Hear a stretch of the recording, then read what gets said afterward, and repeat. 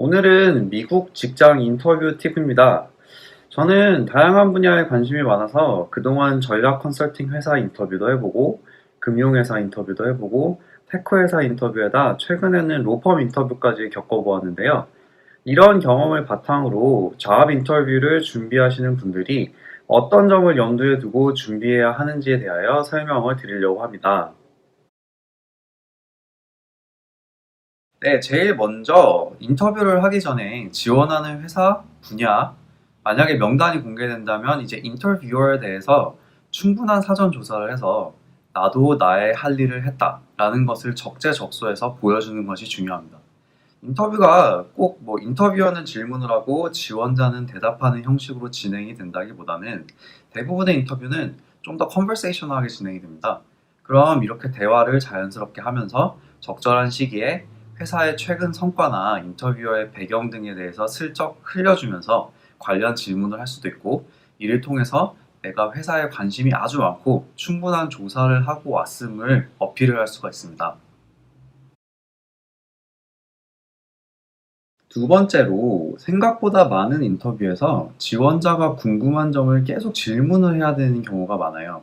먼저 말씀드린 내용과 관련해서 충분한 사전 조사를 하면서 이제 제뉴인하게 궁금했던 점들을 질문으로 정리해 두고, 만약 질문자가 처음부터 궁금한 점을 물어보라고 하더라도 인터뷰가 끝날 때까지 계속 궁금한 것을 질문을 할 수 있을 정도의 준비가 되어 있어야 합니다. 이때 물어보는 질문은 인터넷 검색을 통해서 쉽게 알아볼 수 있는 것들은 질문하면 오히려 감점 요소가 될 수가 있고요. 왜냐하면 이제 이렇게 생각할 수 있죠. 뭐 그 정도도 조사해보지 않고 왔단 말이야?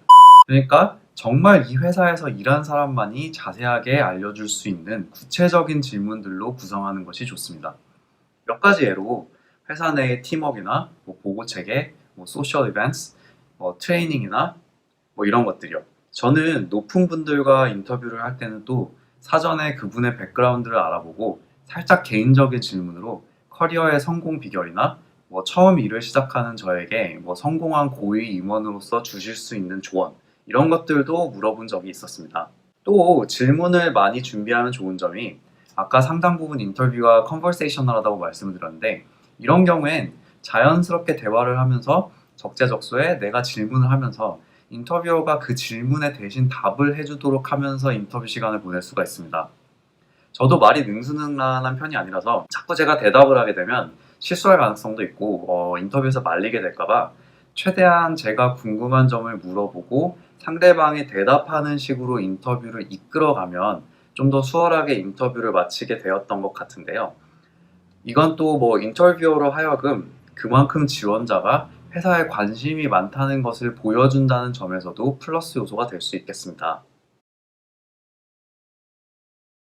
세 번째로는요, 이전 이력서 작성 영상에서도 말씀을 드렸는데, 이력서 혹은 다른 지원 서류에 기입한 모든 내용은 인터뷰 때 질문 받을 수 있음을 명심하시고, 세부 항목에 대하여 완벽하게 설명할 준비가 되어 있어야 합니다. 어떻게 설명을 하는지에 대해서는 뒤에 조금 더 자세히 설명드리겠습니다. 네 번째로는 일반적으로 인터뷰 때 나오는 질문은 일반적인 인터뷰 질문들이 있어요. 그걸 필 인터뷰라고 하는데, 그게 있고, 그다음에 이제 지원하는 업계에서 자주 물어보는 뭐 전공 지식 관련된 테크니컬한 인터뷰로 나눌 수가 있는데요. 구글 등에 검색을 해보시면 어떤 질문들이 인터뷰 때에 자주 나오는지 찾아볼 수가 있습니다.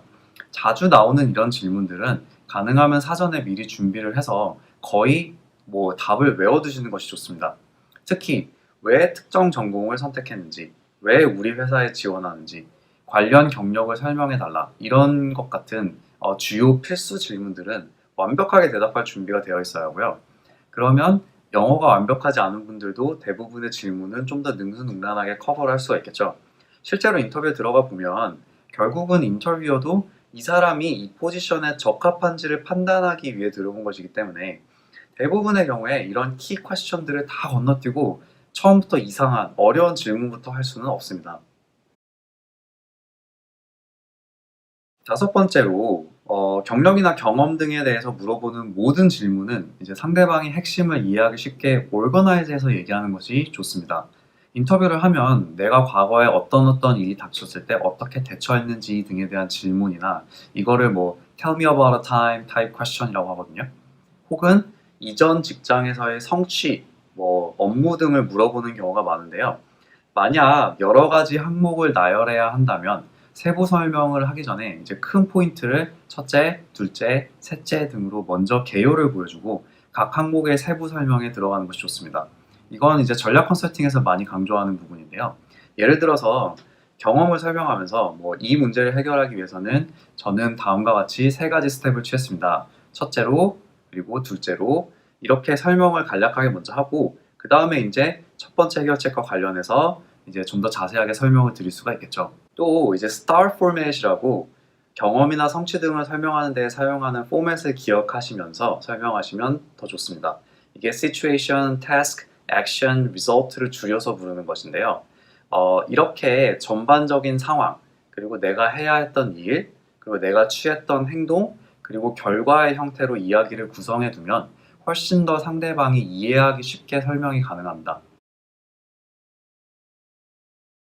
다음으로 이제 인터뷰가 컨버세이셔널 하기 때문에 인터뷰에 들어가면 뭐 자, 이제 인터뷰 시작하겠습니다 하고 인터뷰어가 질문을 쏟아내는 경우는 거의 없고 대부분 뭐 이제 인사를 하고 이제 스몰 톡을 하면서 자연스럽게 대화를 시작하게 되는데요. 이때 인터뷰어와 서로 재미있게 대화를 이어갈 수 있는 일상적인 주제에 대해서 미리 준비를 해두는 것이 좋습니다.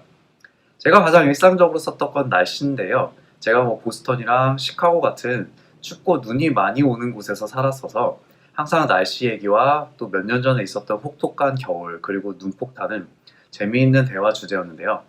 또 본인이 뭐 열정적인 취미나 특기 등에 대해서도 만약에 이제 사전 조사를 통해서 인터뷰어도 이 분야에 관심이 있으면 알게 된다면 뭐 좋은 대화거리가 되겠죠. 마지막으로 인터뷰를 마친 뒤에 그날 인터뷰를 통해서 대화를 나누었던 모든 분들에게 땡큐 노트를 보내는 것이 매우 중요합니다. 이건 너무 당연한 예절 같은 건데요. 인터뷰 때 연락처를 미리 알아두고 보통은 알아서 연락처를 줍니다만은 만약에 안 준다면 뭐 추후에 궁금한 점에 대해서 더 물어보고 싶다 이런 식으로 얘기를 하면서 연락처를 받아두시면 됩니다. 그래서 이메일을 하나씩 정성껏 보냅니다. 절대로 뭐 dear 누구 하는데 이름 뭐 스펠링 등에서 실수가 있으면 안 되고 이제 복사 붙여넣기 잘못하다가 실수해서 티가 나면 이제 큰일 날 수 있는 걸 명심하시고요. 뭐 오늘 인터뷰에 시간을 내주어서 감사하다 정도가 주요 내용인데요. 좀 더 정성을 들여서 인터뷰 때 이 사람과 얘기했던 내용 중에서 인상 깊었던 내용 그리고 이런 것들이 나에게로 하여금 이 회사에 더 관심을 가지게 뭐 만들었다 하는 정도로 한두 줄 더 덧붙여주면은 받는 사람 입장에서도 좀 더 정성이 보이고 이게 긍정적으로 작용하겠죠. 도움이 되셨기를 바라면서 오늘은 여기서 마치도록 하겠습니다. 감사합니다.